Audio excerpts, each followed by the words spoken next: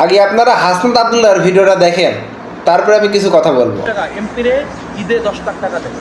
এই 10 লাখ টাকা আমি চাইলে আমি নাও দিতে পারি, কিন্তু আমার ফান্ড, মানে এই ফান্ড হচ্ছে কিন্তু এমপি ফান্ড। এমপি যেভাবে ইচ্ছে এটা খরচ করবে এভাবে।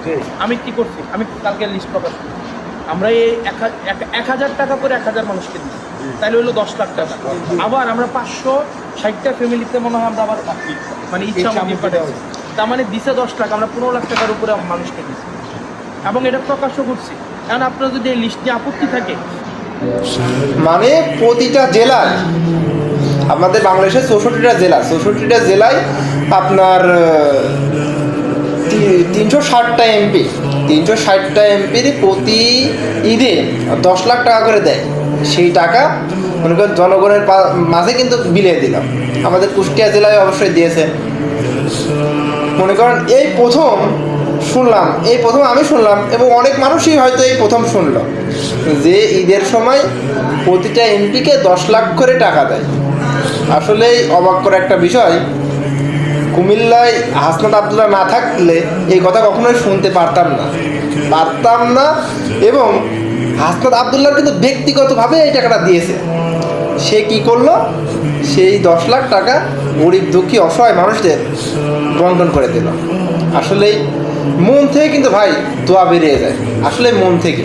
তার কারণ এরকম একটা, এই যুগে এরকম একটা এমপি আসলে কল্পনার বাইরে।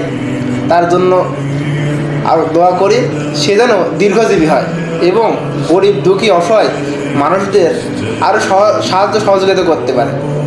আসলে এরকম উপকার করলে এবং নতুন যা আমরা নিজেরা জানি না এবং আপনারাও জানেন না, সেই কথাগুলো কিন্তু তুলে ধরে।